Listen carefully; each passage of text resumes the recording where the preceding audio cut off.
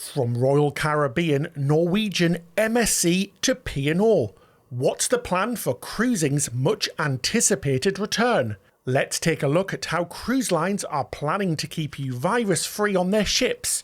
You may be surprised at some of the lengths cruise lines are going to. Well, ahoy there, cruisers. I'm David, and this is Ben. Together we're Cruise with Ben and David. If you're new to the channel, welcome. Please hit that subscribe button. COVID-19 has been absolutely disastrous for cruising, as we all know. With all of the negative media coverage, the 2020 cruise season has basically been wiped out, and it's more important than ever that cruise lines protect their passengers post-virus. The biggest hurdle to get the go-ahead are from organisations like the CDC in the USA and the FCO in the UK. So, what have cruise lines been working on? Well, Ben, before you even board the ship, most cruise lines are providing some type of cruise with confidence scheme. This means that you can cancel or change your booking up to 48 hours before a cruise begins in some cases. So that's a good addition to the cruise product. This gives you the confidence to book because you'll be safe in the knowledge that you can make changes to your cruise without being penalised. But first, let's take a look at what the check-in and boarding procedure is going to be like for all of the big cruise lines. Usually this time is super busy with people crammed in long lines, going through security, checking in and picking up things like your cruise card. So, what's going to change? Well, cruise terminals will be thoroughly cleaned and sanitised before each cruise. There will be a health screening that will comprise of at least 3 different steps. These steps include a temperature check, a health questionnaire, and a rapid COVID-19 swab test. MSC have already said they're planning to do this, with Royal Caribbean saying the same thing this week. So how will they do this with thousands of passengers? Results from rapid tests give a qualitative yes or no result within 10 minutes usually. A new technology such as thermal scanners will be used to make the process smooth and seamless. And if any concerns do arise during this screening process, a secondary health screening or testing will take place, with any guests who test positive or display symptoms or a temperature being denied boarding. If you test positive, obviously, or if you have symptoms and a temperature, you will be denied boarding. The same goes for crew members as well. They will all be tested with a swab test prior to the embarkation of guests, as well as regularly during their contract. And guests from countries categorised as high risk by either the CDC or other health organisations, say in Europe, will be required to take a molecular test. This should be done 72 hours prior to joining the ship. So this is basically a full COVID test instead of the swab quick test. And as we know and as we assumed, social distancing is going to play a large part at all stages of the cruise. This will be achieved by reducing capacity of ships to around 50 to 70% is what most cruise lines have said they're reducing their capacity to. A redesigned embarkation procedure with digital check-in processes will be implemented to make the process more seamless and contactless, with staggered arrival time slots to manage guest flow. If you've ever got on a cruise, guys, on embarkation day, it's usually just a swarm of people, isn't it? And it's a frenzy, isn't it? Yeah. Markings on the floor will be placed to maintain social distancing, and check-in will be hands-free with most things completed online before you get to the port. I mean, luckily, most cruise lines were moving in this direction anyway, so they have all them systems already set up in most cases.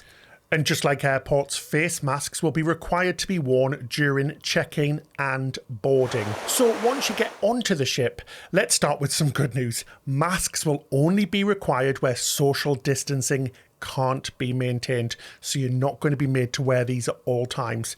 This means areas like the cabin aisles just by your cabin, which can get a little bit tight, and things like elevators where there isn't much room. And we'll see big changes to the muster drill, like Royal Caribbean's e-muster drill, meaning that you watch the drill on your stateroom TV or mobile device and then check in one at a time at your muster point. There will be no ship gathering for the muster drill, so no big crowds there to keep that social distancing. Bars and restaurants will also be rearranged to provide social distancing, so that makes masks not required here, which is great. and the buffet will still be there, but instead of helping yourself with tongs, you'll point out exactly what you like to eat, and then the crew member will serve you, so you're not cross-contaminating. Same goes for condiments like salt and pepper, as well as ketchup. Their jars will be replaced with single-use versions to stop any contamination. This means that all meals and drinks will be served to you at your table. Ordering a drink at the bar will not be permitted, and instead of ordering from menus, smart devices will be used to order, such as your mobile phone. Single-use menus will also be available if you don't have a smart device with you. Venues will limit capacity on a first-come, first-served basis to ensure that social distancing is possible. So this will mean that places like the cinemas and the theatres may require pre-booking beforehand, as capacity will be limited.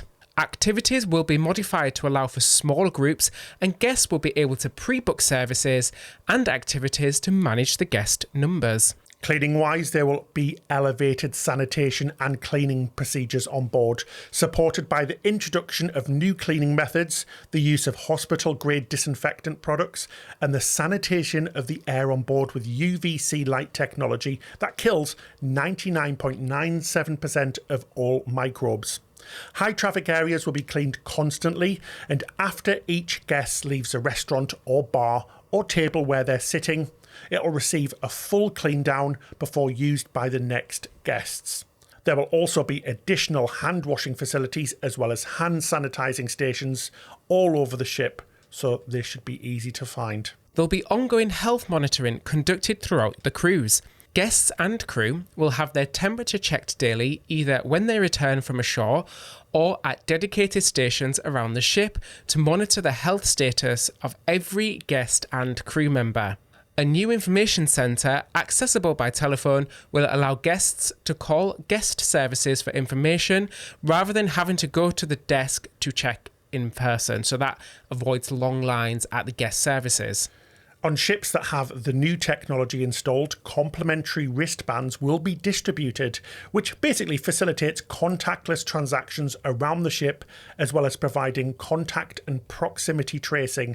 This replaces the classic cruise card, making everything touch-free. This is available on several MSC, Royal Caribbean, Virgin Voyages and Princess ships. It's really good, and it means you don't have to touch things like your door handle or hand over the card. It's all contactless, which is really good. Yeah, we experienced this on Sky Princess ship. We did a video about it as well. You can see it in the corner. It takes you through all that technology, what's involved with it. But having that technology in place is perfect for the scenario that we're in now. So have a look at that video and you can see what we're talking about. Next up, let's have a look at what excursions are going to be like. This is possibly the area where they can't control what's going on the ship, because obviously you're getting off the ship. And this is if there is actually excursions going on, because lots of ships are just going out for sea days. Places like Norway with the nice views, it might happen the same in the Caribbean, where you don't actually stop at any ports, it's just sea days. But if you do have the look of being on a one where it does stop at a port, what can we expect? Well, guests can only go ashore if they have a booked cruise excursion through the cruise line. So you have to book an excursion through the cruise line to get off the ship. This is to provide guests with the same amount of protection as on board. It's a way, I guess, for the cruise line to control the scenario, to control the situation while the guests are on shore. Buses will be sanitised, and tour guides and drivers will undergo health screenings and will wear appropriate personal protective equipment, more commonly known as PPE. On a return to the ship, temperature checks will be carried out. Yeah, so it sounds very interesting. So you're not going to be able to get off the ship by yourself at the moment. So what happens if there is an outbreak on board? Well, cruise lines are required to put together now a comprehensive plan. There will be enhanced medical facilities and services with highly qualified and trained staff.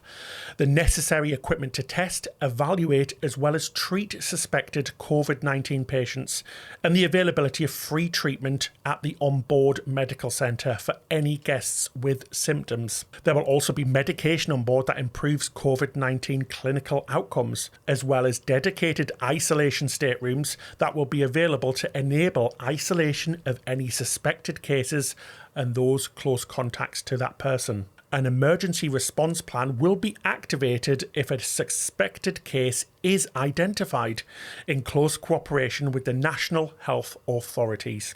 The suspected case and close contacts will follow isolation measures and may be disembarked according to local and national regulations. There will be ongoing training, education and drills for all crew in the latest clinical care practices for managing COVID-19 cases. Partnerships have been set up with local and regional medical providers on land. And finally, the disembarkation procedure for when you have to go and leave your cruise. Well, like boarding, disembarkation will be strictly controlled. Time slots will be allocated for you to leave the ship.